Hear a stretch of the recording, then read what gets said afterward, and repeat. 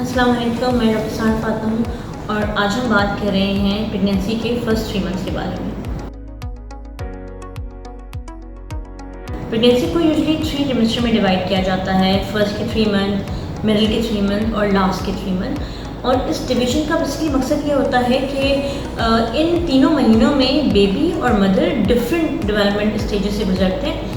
इसके अलावा इन तीनों ट्राइमेस्टर्स में कॉम्प्लिकेशन भी डिफरेंट होती हैं, उनकी ट्रीटमेंट भी डिफरेंट होती है और इन तीनों ट्राइमेस्टर में हम डिफरेंट तरह की इन्वेस्टिगेशंस करा रहे होते हैं। सबसे इम्पॉर्टेंट चीज़ होती है first 3 month of pregnancies, because female sudden hormonal changes encounter करती है। चाहे आपकी पहली प्रेगनेंसी हो या इससे पहले आप प्रेग्नेंट हो चुकी हूँ, लेकिन फर्स्ट 3 मंथ की जो प्रेगनेंसी होती है उसमें सडन हार्मोनल चेंजेस के साथ फीमेल के अंदर सडन चेंजेस आती हैं जिनसे बॉडी डिफरेंट तरीके से बुक अप होती है। तो सबसे ज़्यादा इंपॉर्टेंट हमारे लिए फर्स्ट ट्राइमेस्टर ऑफ प्रेगनेंसी होता है।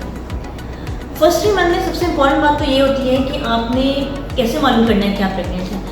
ख़ासतौर पे जो फीमेल फर्स्ट टाइम प्रेग्नेंट हो रही होती है उन्हें आइडिया नहीं होता प्रेगनेंसी के सिम्टम्स के बारे में और ये कि प्रेगनेंसी के बारे में कंफर्म कैसे करना है। सो फीमेल्स को कहते हैं कि अगर आप ओवरड्यू हो गई हैं, स्पेशली अगर आपकी डेट्स रेगुलर हैं और आपको लगता है कि अब आपकी डेट्स टाइम पे नहीं आई हैं, तो आप घर पे यूरिन प्रेगनेंसी टेस्ट करा सकती हैं। ये टेस्ट बहुत ज़्यादा सेंसिटिव और स्पेसिफिक तो नहीं होता, मगर इससे एक आपको रफ आइडिया हो जाता है कि आपको प्रेगनेंसी है क्या नहीं। यूजुअली अगर आपकी फर्स्ट प्रेगनेंसी हो तो हम आपसे कहते हैं कि जैसे ही आपका यूरिन प्रेगनेंसी टेस्ट पॉजिटिव आए, आप जाके गायनेकोलॉजिस्ट के पास दिखा दें, कंफर्म करने की प्रेगनेंसी है क्या नहीं। यूजुअली डॉक्टर्स प्रेगनेंसी को कंफर्म करने के लिए एक ब्लड का टेस्ट कराते हैं जिसको हम कहते हैं सीरम बीटा एसिजी, और कुछ कंडीशंस में हम अल्ट्रासाउंड भी कराते हैं। फर्स्ट ट्राइमेस्टर में जो अल्ट्रासाउंड होना होता है वो यूजुअली हम कहते हैं कि आप 11 वीक से पहले एक अल्ट्रासाउंड करा लें। एक तो ये डेटिंग के लिए हेल्पफुल होगा क्योंकि हमें एग्जैक्ट डेट पता चल जाएंगी। सेकेंडली हमें बच्चे के बारे में कुछ बहुत इंपॉर्टेंट बातें मालूम होती हैं इस स्कैन से, जैसे कि बच्चे की दिल की धड़कन आ गई है कि नहीं, बच्चे की सिंगल बेबी है या ट्विंस या ट्रिपलेट्स तो नहीं है।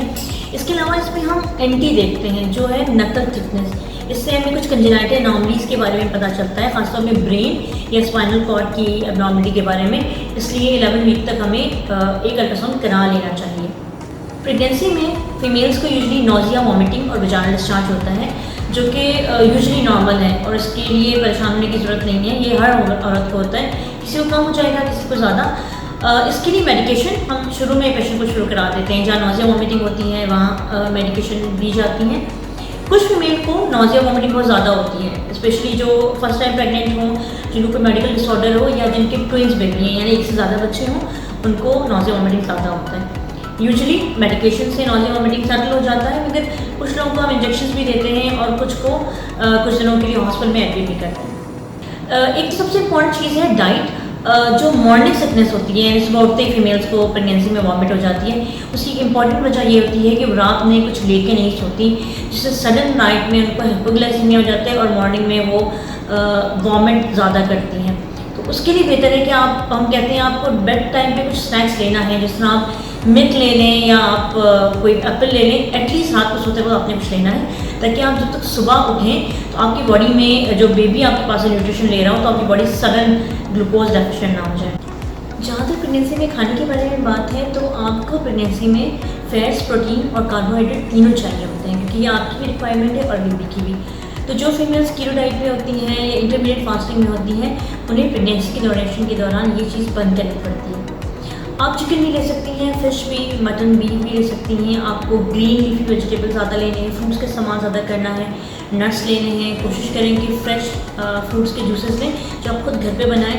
इसके अलावा पानी का बहुत ज़्यादा इस्तेमाल करना है, क्योंकि नोजिया वॉमिटिंग शुरू के 3 महीनों में ज़्यादा हो रही होती है। तो हम आपसे कहते हैं कि आप स्मॉल फिकन मील लें, लाइक जितना आपसे खाया जाता है एक सेटिंग में आप खाएँ, फिर आप 2 घंटे बाद कुछ और खा लें। इस तरह आपका नोजिया वॉमिटिंग भी कंट्रोल होगा और आपकी न्यूट्रिएंट्स की डेफिशिएंसी भी पूरी होगी।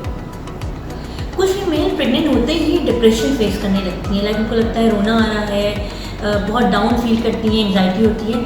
अगर ऐसा कोई भी सिम्टम आपको हो रहा है तो फ़ौरन अपने गायनेकोलॉजिस्ट को बताएं, क्योंकि फिर हम आपकी लाइफस्टाइल मॉडिफिकेशन और थेरेपी के जरिए इसको कंट्रोल करते हैं।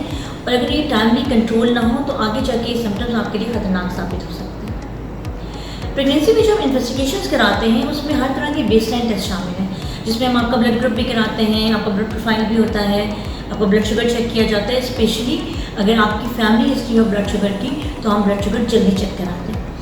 हेपेटाइटिस बी सी के टेस्ट करवाए जाते हैं अगर इससे पहले नहीं हुए हों, और एक रुबेला एंटीबॉडी का हम टेस्ट कराते हैं। कुछ लोगों को रुबेला की वैक्सीन मिल चुकी होती है, कुछ को नहीं मिली होती, तो इसलिए हम चेक करते हैं कि आपके अंदर रुबेला एंटीबॉडीज़ हैं कि नहीं।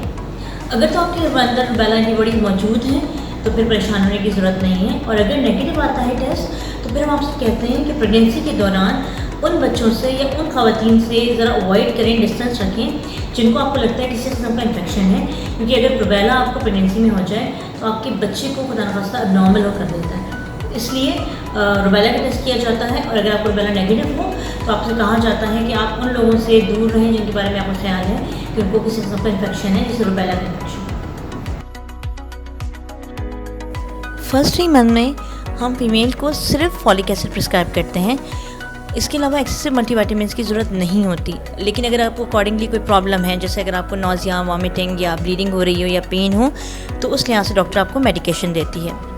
फॉलिक एसिड बेसिकली हम पेशेंट को प्रेग्नेंट होने से पहले भी शुरू करा देते हैं और शुरू के 3 महीनों में कंटिन्यू करते हैं। इसका मकसद ये होता है कि जो न्यूरल ट्यूब डिफेक्ट होने के चांसेस हैं, जिसमें बच्चे के ब्रेन और रीढ़ की हड्डी की जो एब्नॉर्मलिटी होती है, उसको प्रिवेंट करने के लिए फॉलिक एसिड दिया जाता है। तो अगर आप फॉलिक एसिड सिर्फ शुरू के 3 महीने में ले रहे हैं तो that's enough for your pregnancy. ये कुछ बातें थी शुरू के 3 महीनों के बारे में, और उम्मीद है कि इससे आपको फ़ायदा हुआ होगा। अगर आप इस बारे में कुछ डिस्कशन करना चाहें तो हमें मैसेज कर सकते हैं, और अगर आप मुझे विज़िट करना चाहें तो मुझे मेरे क्लिनिक पर विज़िट कर सकते हैं। Thank you so much for watching.